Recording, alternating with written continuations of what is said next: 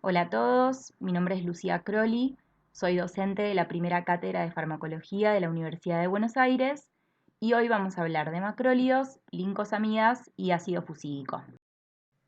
Los objetivos de la clase son conocer las características generales y la clasificación de estos grupos farmacológicos, comprender su mecanismo de acción, conocer su espectro, características de su farmacocinética, sus efectos adversos y contraindicaciones, conocer las interacciones de importancia y mencionar algunos de sus usos terapéuticos. Les recuerdo que esta clase no reemplaza a la bibliografía oficial, sino que representa una guía para poder jerarquizar el material de estudio. Vamos a empezar con el primer grupo farmacológico. Para presentar a los macrólidos, podemos decir que estos son antibióticos bacteriostáticos de amplio espectro que actúan sobre la síntesis proteica a nivel de la subunidad mayor del ribosoma, la subunidad 50S, y que presentan un efecto posantibiótico de aproximadamente 6 horas. Este último está mediado por dos mecanismos. Un mecanismo farmacocinético, que se refiere a que estos fármacos, sobre todo los nuevos macrólidos, tienen una gran acumulación tisular, y un mecanismo farmacodinámico que hace referencia a que la salida del macrólido desde el microorganismo es aproximadamente 3 veces más lenta que su disociación del ribosoma. Existen varias formas de clasificar a los macrólidos. Una de ellas es según el número de átomos que presenta el anillo lactónico de su estructura química. Dentro de este grupo encontramos a las lactonas de 14 átomos, como la eritromicina y la claritromicina, las lactonas de 15 átomos, como la citromicina, y las lactonas de 16 átomos, como la espiramicina. Hay que destacar también que cada uno de estos grupos puede ser clasificado en aquellos macrólidos que son naturales y aquellos que son semisintéticos. Dentro de los macrólidos naturales encontramos a la eritromicina y a la espiramicina, siendo el resto semisintéticos, es decir, modificaciones de la molécula natural. Otra forma de clasificar a los macrólidos es según su generación. Dentro de este grupo encontramos a los macrólidos clásicos, como la eritromicina, que es el fármaco original de este grupo farmacológico, y a los macrólidos nuevos, como la acitromicina, la claritromicina y la fidaxomicina. Les decimos nuevos porque presentan alguna modificación estructural respecto de la molécula original. Estos últimos presentan menos parámetros farmacocinéticos, tienen mayor estabilidad frente a ácidos, tienen menos efectos adversos y tienen una vida media más prolongada, lo cual es importante porque permite administrarlos como dosis única o cada 12 horas en caso de requerir un tratamiento más prolongado. La última forma de clasificarlos es según la inhibición del citocromo. Se pueden clasificar en aquellos fármacos que presentan importante inhibición, como la eritromicina, fármacos con poca inhibición, como la claritromicina, o fármacos que no inhiben al citocromo, como es la acitromicina. Esto se vuelve relevante al momento de hablar de las interacciones y a su vez las diferentes interacciones que pueda presentar cada macrólido.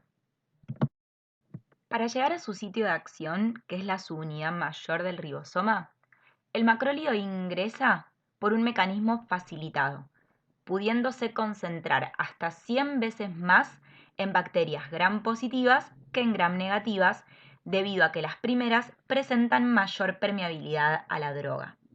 A su vez, a pH alcalino, mayor va a ser la captación bacteriana.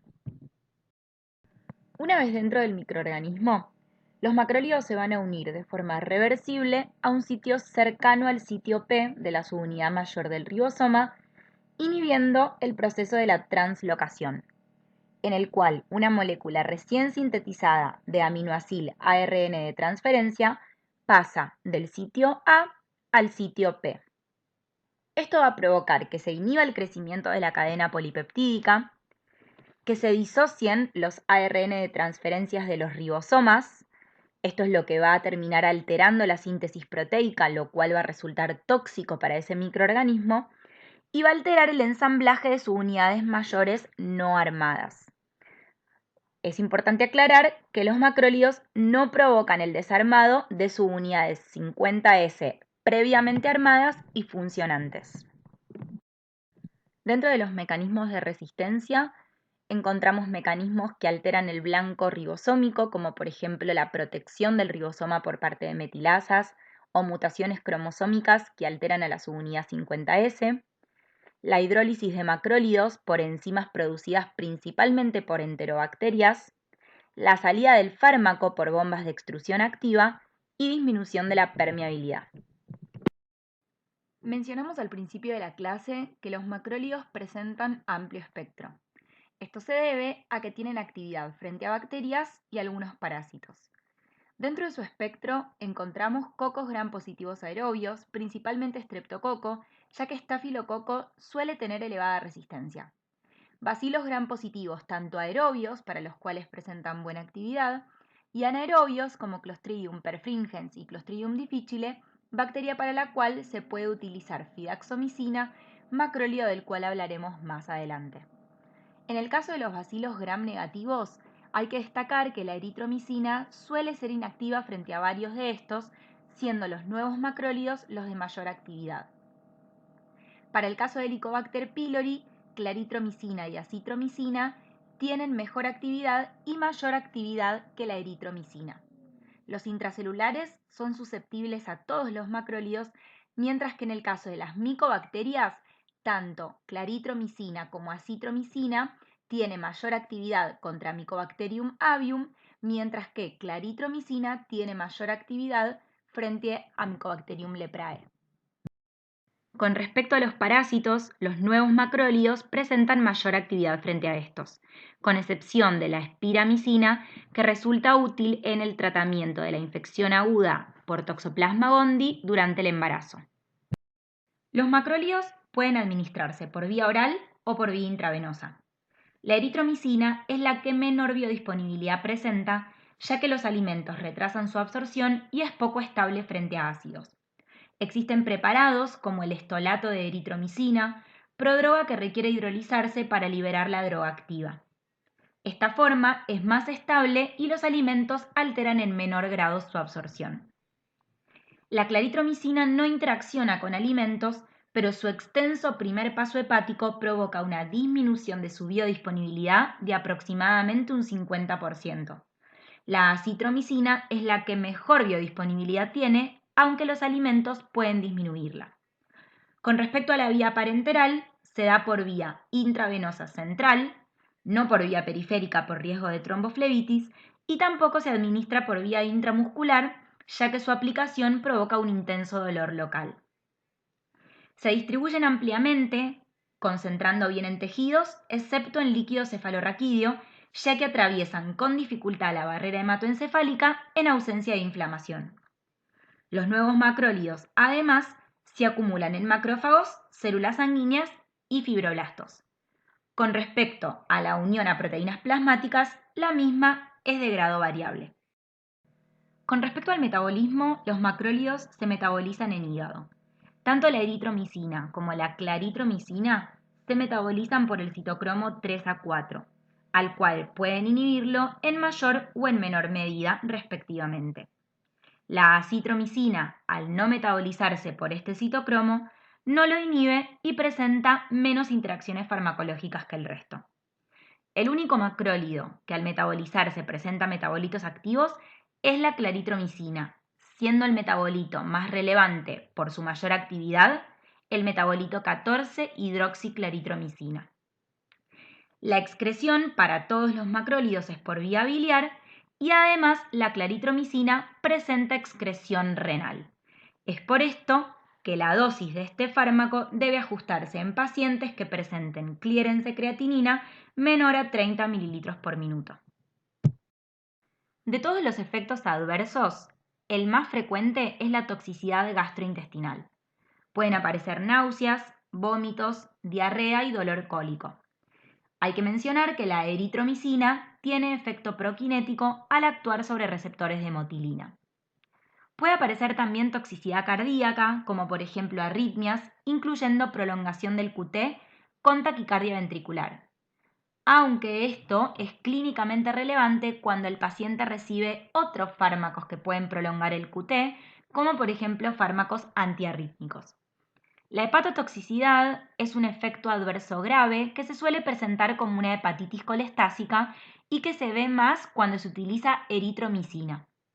Es un cuadro que comienza aproximadamente de 10 a 20 días post iniciado el tratamiento y que se caracteriza por náuseas, vómitos, dolor abdominal, ictericia, puede aparecer fiebre, alteraciones sanguíneas como eosinofilia o leucocitosis y transaminasas elevadas. Es un cuadro que revierte luego de suspender el fármaco. Es importante también recalcar que la hepatotoxicidad será mayor si ese paciente se encuentra consumiendo algún otro fármaco hepatotóxico, como por ejemplo tetraciclinas, rifampicina o isoniazida. Otros efectos adversos que se pueden observar son hipersensibilidad, alteraciones auditivas, generalmente cuando se utilizan dosis altas, cefalea, visión borrosa y flebitis. ¿A qué pacientes no le vamos a administrar un macróleo? A pacientes que presenten hipersensibilidad a este grupo de fármacos, pacientes con insuficiencia hepática grave y pacientes con arritmias. Tanto la eritromicina como la espiramicina son de categoría B, por lo cual se podrían administrar en pacientes embarazadas. Con respecto a las interacciones, encontramos de dos tipos: interacciones farmacocinéticas e interacciones farmacodinámicas. Dentro de las primeras encontramos la interacción por marcada inhibición del citocromo 3A4, la cual se ve principalmente con eritromicina y claritromicina.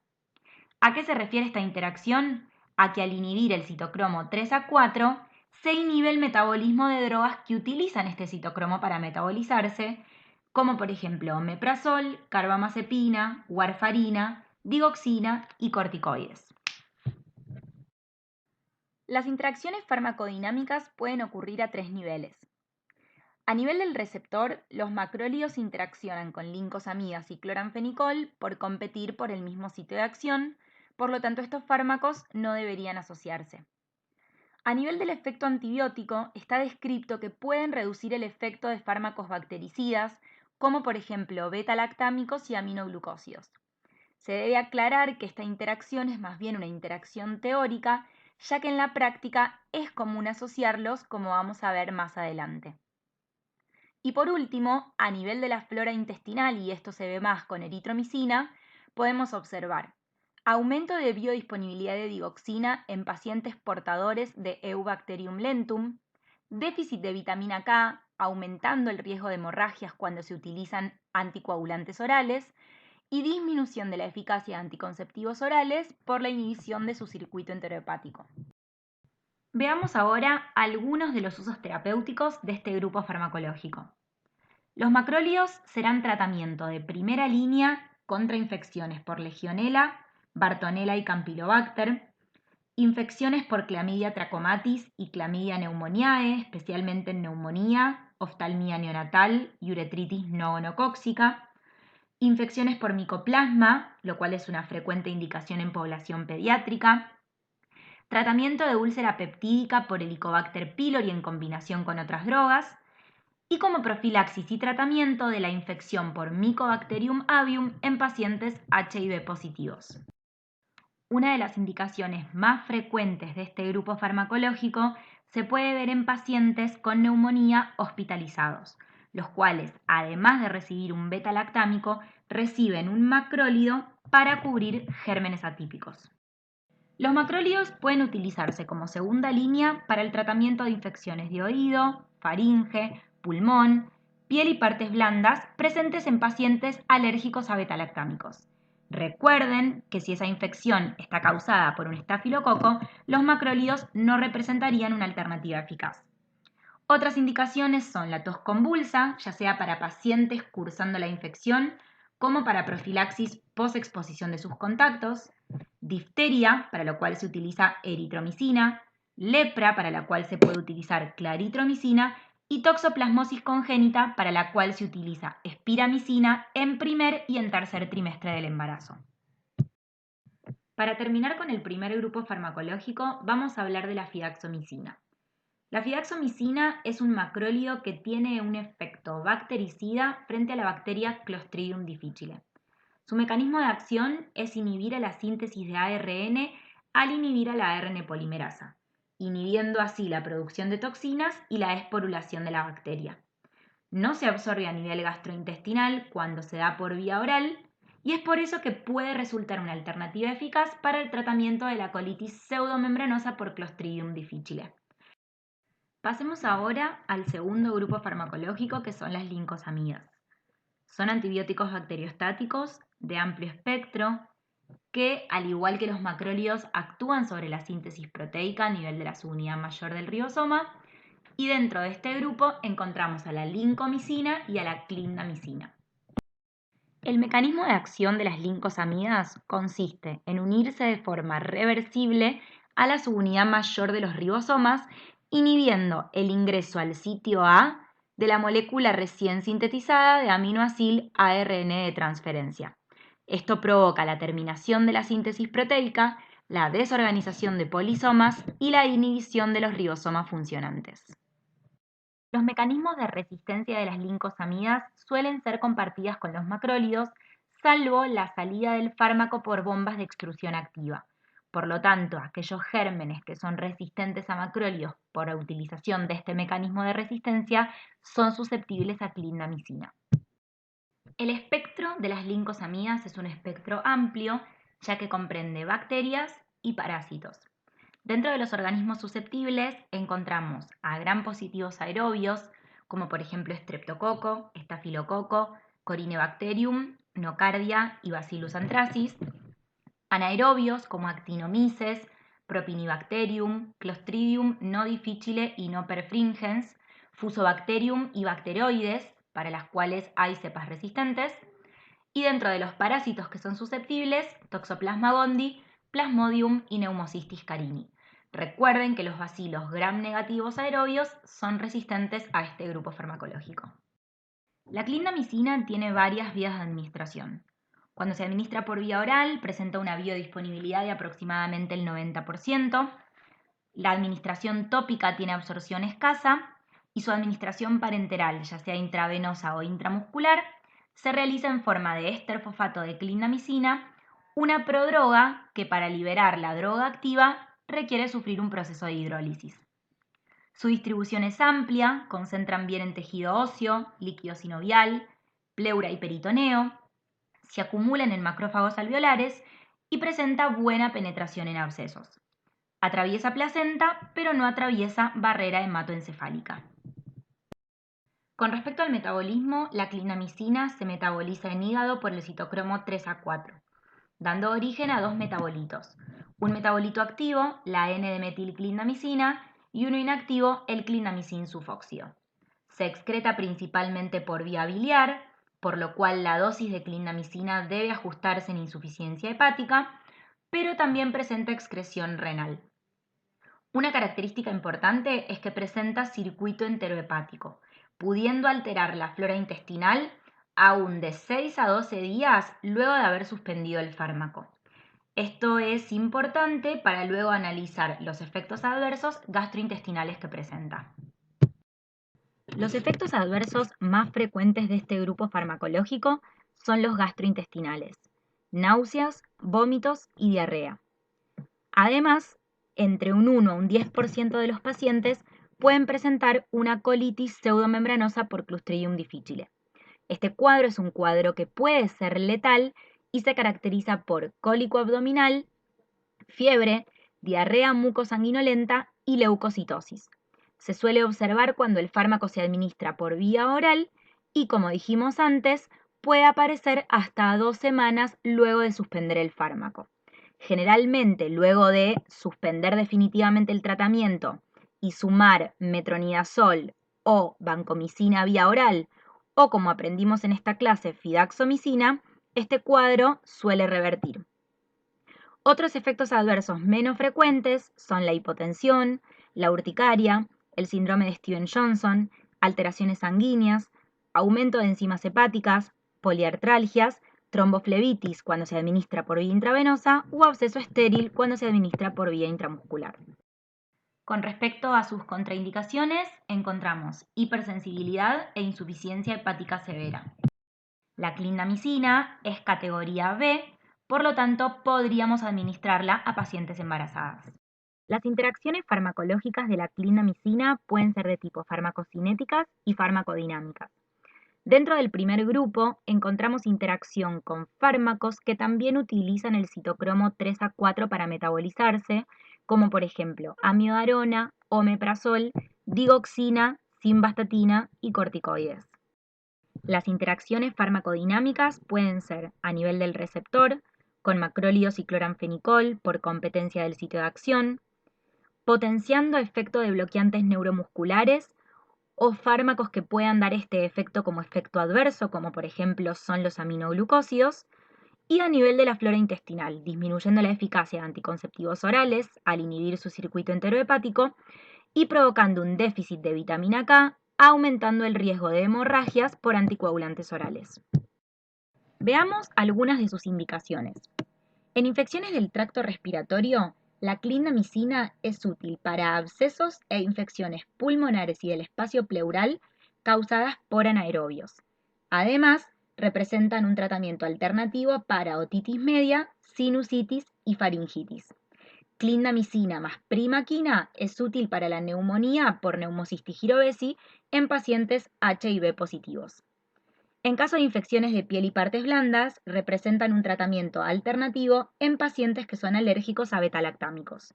Además, la clindamicina es un coadyuvante en el tratamiento de fascitis necrotizante o gangrena casiosa y se puede utilizar de forma tópica para el tratamiento del acné.